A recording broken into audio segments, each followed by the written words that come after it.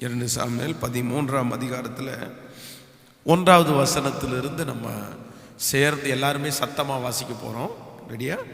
399வது பக்கத்தில் இருக்கிறது. 399 வாசிக்கலாம். இதற்கு பின்பு தாவீதின் குமாரனாகிய அப்சலோமுக்கு தாமார் என்னும் பெயர் கொண்ட சௌந்தரியமுள்ள ஒரு சகோதரி இருந்தாள். அவள் மேல் தாவீதின் குமாரன் அம்னோன் மோகம் கொண்டான். தன் சகோதரியாகிய தாமார் நிமித்தம் ஏக்கம் கொண்டு வியாதிப்பட்டான். தாமார் தன் சகோதரனாகிய அம்னோன் படுத்து கொண்டிருக்கிற வீட்டிற்கு போய் மாவெடுத்து பிசைந்து அவன் கண்களுக்கு முன்பாக தட்டி பணியாரங்களை சுட்டு சட்டியை எடுத்து அவனுக்கு முன்பாக அவைகளை வைத்தாள். ஆனாலும் அவன் சாப்பிட மாட்டேன் என்றான். பின்பு அம்னோன் எல்லாரையும் என்னை விட்டு வெளியே போகட்டும் என்றான். எல்லாரும் அவனை விட்டு வெளியே போனார்கள். அப்பொழுது அம்னோன் தாமாரை பார்த்து, நான் உன் கையிலே சாப்பிடும்படிக்கு அந்த பலகாரங்களை அறை வீட்டிலே கொண்டு வா என்றான். அப்படியே தாமார் தன் செய்த பணியாரங்களை அறை வீட்டில் இருக்கிற தன் சகோதரனாகிய அம்னோனிடத்தில் கொண்டு போனாள். அவன் சாப்பிடும்படிக்கு அவனை கிட்ட கொண்டு வருகையில் அவன் அவளை பிடித்து அவளை பார்த்து, என் சகோதரியே, நீ வந்து என்னோட சயனி என்றான். அதற்கு அவன், வேண்டாம் என் சகோதரனே, என்னை அவமானப்படுத்தாதே. இஸ்ரவேலில் இப்படி செய்யத்தகாதது இப்படிப்பட்ட மதிகேடான காரியத்தை செய்ய வேண்டாம். நான் என் வெட்கத்தோடே எங்கே போவேன்? நீயும் இஸ்ரவேலிலே மதிகட்ட ஒருவனைப் போல ஆவாய். இப்போதும் நீ ராஜாவுடனே பேசு, அவன் என்னை உனக்கு தராமல் மறுக்க மாட்டாள் என்றான். அவள் சொல்லை கேட்க மாட்டேன் என்று அவளை பலவந்தமாய் பிடித்து அவளோடு சயானித்து அவளை கற்பழித்தான். பிற்பாடு அம்னோன் அவளை மிகவும் வெறுத்தான். அவன் அவளை விரும்பின விருப்பத்தை பார்க்கிலும் அவளை வெறுத்த வெறுப்பு அதிகமாயிருந்தது. ஆகையால் நீ எழுந்து போய்விடு என்று அம்னோன் அவளோட சொன்னான். அப்பொழுது அவள், நீ எனக்கு முந்தி செய்த அநியாயத்தை பார்க்கிலும் இப்பொழுது என்னை துரத்தி விடுகிற அந்த அநியாயம் கொடுமையாயிருக்கிறது என்றாள். ஆனாலும் அவன் அவள் சொல்லை கேட்க மனதில்லாமல் தன்னிடத்தில் சேவிக்கிற தன் சேவகரை கூப்பிட்டு, நீ இவளை என்னை விட்டு வெளியே தள்ளி கதவை பூட்டு. அப்படியே அவளிடத்தில் சேவிக்கிறவர்கள் அவளை வெளியே தள்ளி கதவை பூட்டினார்கள். அவள் பலவர்ணமான வஸ்திரத்தை உடுத்தி கொண்டிருந்தாள். ராஜகுமாரத்தியாகிய கன்னிகைகள் இப்படி கொத்த சால்வைகளை தரித்து கொள்ளுவார்கள். நன்றாய் கவனிங்க. இந்த இடத்துல இந்த சம்பவம் இதற்கு முன்பாக நீங்கள் நிறைய பேர் கேள்விப்பட்டிருப்பீங்க. உங்களுக்கு நிறைய பேருக்கு தெரியும் அப்படின்னு நினைக்கிறேன். இந்த தாவீதிற்கு ஒரு மகன் ஒருத்தன் இருக்கிறான். அந்த மகனுடைய சம்பவத்தை குறித்து தான் இங்கே நம்ம தெளிவாக வாசிக்கிறோம். இதில் நீங்கள் ரொம்ப கவனமாக நீங்கள் கவனிக்கணும். இந்த விஷயத்தில் இந்த ராஜகுமாரனாகிய இவன், வேதம் சொல்லுது, ஒரே ஒரு காரியம், ஒரு பிரச்சனை, ஒரே ஒரு ப்ராப்ளம். அவனுடைய வாழ்க்கையிலே இருக்கிற அந்த சரீரத்தில் இருக்கிற அந்த டெம்ப்டேஷன்ஸ், அந்த சரீரத்தில் இருக்கிற அந்த உணர்வுகளை அவன் சரியான விதத்தில் கையாளாததுனால, இல்லைன்னா சரியான விதத்தில் அந்த காரியத்தை செய்யாததுனால அவனுக்கு வந்த விளைவுகளை குறித்து அந்த ஒரு காரியம், மற்ற எல்லா காரியத்திலையும் அவன் தப்பானவன் அப்படின்னு சொல்லலை. ஆனால் அந்த ஒரு பாவம், அந்த ஒரு தவறு அவனை எங்கெல்லாம் கொண்டு போய் விட்டுச்சு அப்படின்றத ஒரு வாலிபர்கள் கண்டிப்பா நீங்க அறிந்து கொள்ள வேண்டும். ஒரே ஒரு தவறு, ஒரு பிரச்சனை, ஒரு அடக்க முடியாத பாவம், ஒரு இச்சையான ஒரு எண்ணம், ஒரு பார்வை, இல்லைன்றால் ஒரு ஆண்டவருக்கு சித்தம் இல்லாம ஒருத்தரை கல்யாணம் பண்றதா இருக்கலாம். அந்த ஒரு காரியம் உங்க வாழ்க்கையில உங்களை பல கோணத்துல பல இடங்களில் உங்களை கொண்டு போய் விட்டுரும்.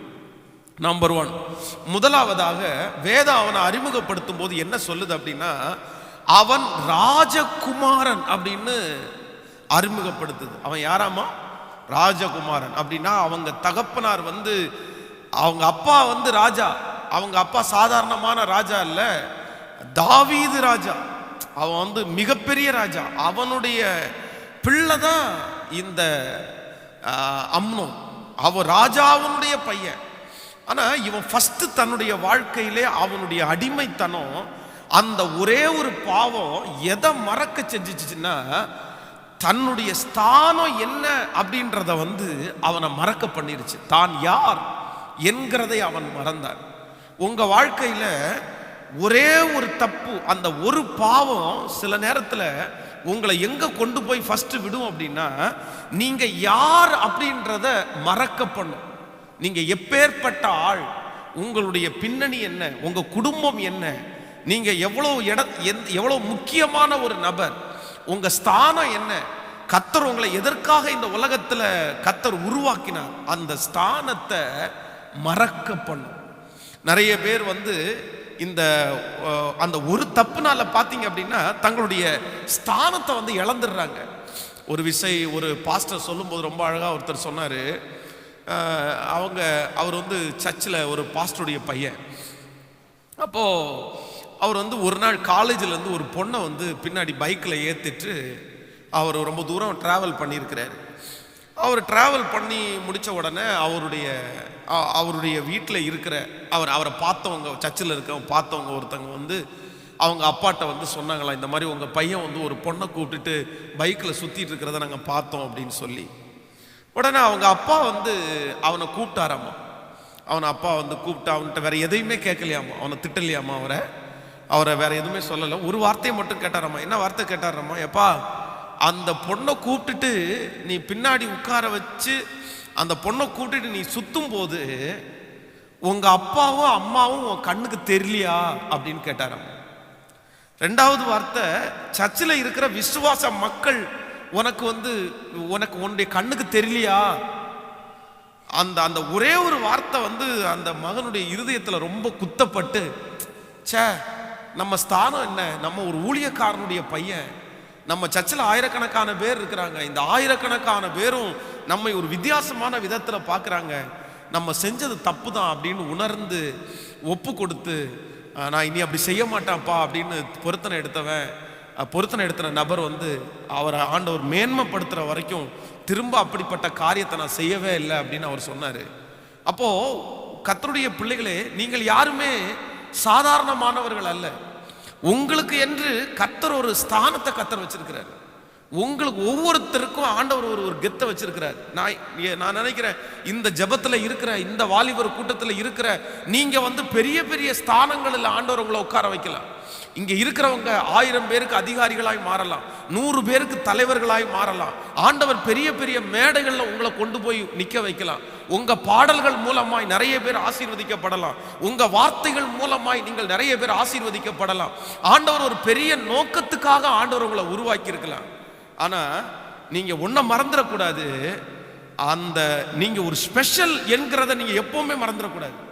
நான் ஒரு ஸ்பெஷலான ஆள், நான் ஒரு கனத்துக்குரிய ஆள், நான் ஒரு நீங்க பெரிய பெரிய அரசியல் தலைவர்கள், மற்ற தலைவர்களை நீங்க பார்த்தீங்க அப்படின்னா ரொம்ப கவனமா இருப்பாங்க.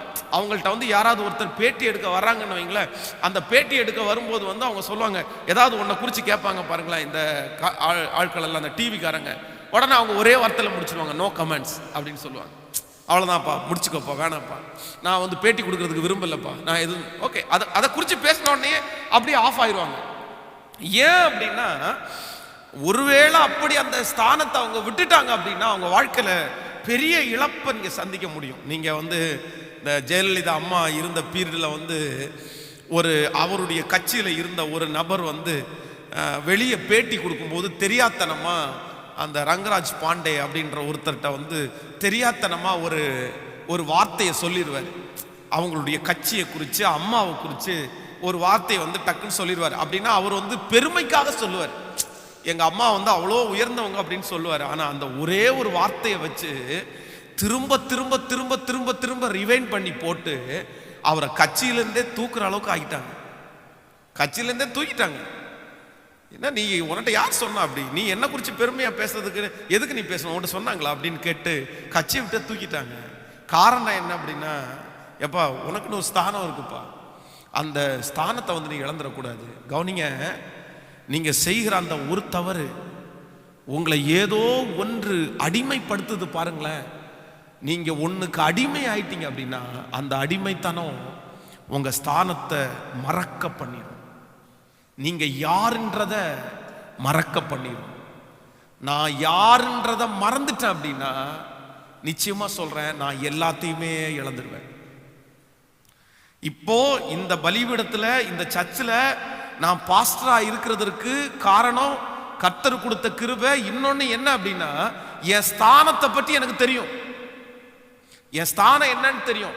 ஆனா என் ஸ்தானத்தை நான் மறந்துட்டேன் அப்படின்னா இந்த சர்ச்சையும் இழந்துருவேன், இந்த ஜனங்களையும் இழந்துருவேன். ஸ்தானத்தை இழந்தா யாரை வேணாலும் திட்டுவேன், யாரை வேணாலும் கெட்ட வார்த்தையில பேசலாம், எங்க வேணாலும் நான் பிரச்சனைக்கு போகலாம். சோ இன்று வரைக்கும் இந்த ஊழியத்துல நிற்கிறதற்கு மிகப்பெரிய காரணம் என்ன அப்படின்னா, எப்போ நான் பயத்தோட நான் நிக்கிறேன், ஐயோ கர்த்தர் நமக்கு கொடுத்த ஸ்தானம் ரொம்ப பெருசுப்பா, நமக்கு கொடுத்துருக்கிற ஸ்தானம் நம்ம ரொம்ப கரெக்டாக இருக்கணும், நம்ம நிறைய பேருக்கு முன்மாதிரியாக இருக்கணும், நம்ம முன்மாதிரியான வாழ்க்கை வாழணும், நம்ம பேச்சில் கவனமாக இருக்கணும், நடக்கையில் கவனமாக இருக்கணும், பார்வையில் கவனமாக இருக்கணும், நம்ம எந்த வார்த்தையும் சொல்லிடக்கூடாது. அப்படியே ஏன்னா என்னுடைய பொசிஷன் அந்த மாதிரி. ஆமேன்னு சொல்லுங்க, பக்கத்தில் இருக்கிற கையை பிடிச்சி சொல்லுங்க, ஆண்டவர் உங்களுக்கு ஒரு பெரிய மேன்மையான ஸ்தானத்தை கர்த்தர் உங்களுக்கு வச்சிருக்கிறாரு. சொல்லுங்க, அந்த ஸ்தானத்தை உங்களுடைய அடிமைத்தனம் மறக்கப்படணும். அல்லேலூயா. ஏதோ ஒரு விதத்தில் நீங்கள் அடிமையாக இருக்கிறீங்க அப்படின்னா, இன்றைக்கு இந்த வாலிபர்கள் கூட்டத்தில் ஆண்டவருடைய சமூகத்தில் வந்து ஒப்பு கொடுங்க. நீ சில நேரத்தில் வந்து அந்த அந்த ஒரு அடிமைத்தனம் பார்த்தீங்க அப்படின்னா, அம்மாவை தூக்கி அப்படியே வீசிடுவாங்க, அப்பாவை தூக்கி அப்படியே வீசிடுவாங்க, பாஸ்டரை தூக்கி அப்படியே வீசிடுவாங்க, எல்லாரையும் அப்படியே தூக்கி வீசிடுவாங்க. அந்த அந்த பேட் வாசிச்சிருக்காங்கன்னு வைங்களேன் சர்ச்சில், அந்த பேடை தூக்கி வீசிடுவாங்க, எனக்கு இதெல்லாம் வேணாம் அப்படின்னு. கீபோர்டு வாசி தூக்கி போடு, பாட்டு கொயரில் நிற்கிறேன், தூக்கி வீசிடுவாங்க. ஏன்னா அந்த ஸ்தானத்தினுடைய அருமை அவங்களுக்கு தெரில. யாரையுமே இங்கே இருக்கிற யாராவது ஒருத்தரை கர்த்தர் ஒரு பொசிஷனில் கொண்டு போய் வச்சிருக்கிறார் அப்படின்னா நல்லா நினச்சிக்குங்க, கர்த்தர் உங்களுக்கு கொடுத்துருக்கிற அதிகாரம், கர்த்தர் உங்களுக்கு கொடுத்துருக்கிற பொசிஷன் வந்து தானாக வந்ததில்லை, ஆண்டவரே உங்கள் மேலே கிருபையை வச்சு தான் அதை கொடுத்துருக்கிறாரு. அதை இழந்துட்டீங்கன்னா திரும்ப பிடிக்கிறது ரொம்ப கஷ்டம். உங்க ஸ்தானத்தை நீங்க இழந்துட்டீங்க அப்படின்னா திரும்ப அந்த ஸ்தானத்தில் நீங்க நினைக்கலாம், அந்த ஸ்தானத்தை விட பெரிய ஸ்தானம் எனக்கு கிடைக்கும், எனக்கு பெருசா கிடைக்கும். இல்ல இல்ல இல்ல இல்ல, நீங்க நினைக்காதீங்க. ஒரு ஆசீர்வாதத்தை, ஒரு ஸ்தானத்தை, ஒரு உயர்வை கர்த்தர் கொடுத்துட்டாருன்னா அதை பாதுகாத்து அடுத்த லெவலுக்கு நீங்க போகணுமே தவிர இருக்கிறத அசால்ட்டா தூக்கி போட்டுட்டீங்கன்னா திரும்ப உங்களுக்கு கிடைக்கவே கிடைக்காது. நீங்க யாக்கோபை குறித்து வேதம் சொல்லுது, ஏசா வந்து வெளியிலேருந்து களைச்சு போய் வர்றான். களைச்சு போய் வரும்போது அவனுக்கு ரொம்ப பசி எடுக்குது. பசி எடுக்கும்போது யாக்கோபு என்ன பண்ணிட்டு இருக்கான் அப்படின்னா, அந்த கூழு சமைச்சிட்டு இருக்கிறான். அவன் வந்தவொடனே கேட்குறான், எப்பா எனக்கு கொஞ்சம் கொடு அப்படின்னு. அவன், நீ உனக்கு நான் கொடுக்கறது பிரச்சனை இல்லை, உனக்கு கொடுத்தா நீ என்ன கொடுப்பப்பா, என்ன கிடைக்கும் உனக்கு என்ன வேணும் அப்படின்னு எதிர்பார்க்குறேன்ன உடனே உன் சேஷ்ட புத்திர பாகத்தை எனக்கு தரியா அப்படின்னு கேட்குறான். வேதம் சொல்லுது, ஏசா தன்னுடைய சேஷ்ட புத்திர பாகத்தை என்ன பண்ணானாமா, அலட்சியம் பண்ணானாமா. உடனே அவன் சொல்றான், எனக்கு எதுக்கு, நான் பசினால செத்து போறதை விட இந்த சேஷ்ட புத்திர பாகத்தை உனக்கு கொடுத்துட்றேன் அப்படின்னு சொல்லிட்டு அந்த கொஞ்ச நேரம் பசியை அடக்க முடியாம அந்த சேஷ்ட புத்திர பாகத்தை வந்து வேதம் சொல்லுது யாக்கோபனுடைய கையில விற்று போட்டான். ஆனா சாகர வரைக்கும் ஏசாவுக்கு எத்தனையோ ஆசீர்வாதங்கள் கிடைச்சாலும் எந்த ஆசீர்வாதம் கிடைக்கல சொல்லுங்க. சேஷ்ட புத்திர பாகம் அப்பாவுடைய ஆசீர்வாதத்துல 2 மடங்கு அவனுக்கு தான் கிடைக்கணும், ஆனால் அவனுக்கு கிடைக்கவே இல்லை. ஸோ இன்றைக்கு இங்கே இருக்கிற யாரோ ஒருத்தர் ஆண்டவர் எச்சரிக்கிறார். நீங்கள் ஒரு நபருக்கு அடிமையாக இருக்கலாம், ஒரு பொருளுக்கு அடிமையாக இருக்கலாம், ஏதோ ஒன்றுக்கு நீங்கள் அடிமையாக இருக்கலாம், ஏதோ ஒன்றுக்கு அடிமையாக இருக்கலாம். ஆனால் நான் சொல்கிறேன், நீங்கள் அதற்கு தொடர்ந்து அடிமையாக இருப்பீர்களே ஆனால் உன்னுடைய ஸ்தானத்தை கர்த்தர் உனக்கென்று கொடுத்திருக்கிற அந்த மிகப்பெரிய அந்த புகழ்ச்சியான அந்த ஸ்தானத்தை உன்னை விட்டு எடுக்க பண்ணிவிடும். ரொம்ப ஜாக்கிரதை. அதை குறித்த அக்கறை உங்களை விட்டு போயிடும், அதை குறித்த தாக்கம் உங்களை விட்டு போயிடும்.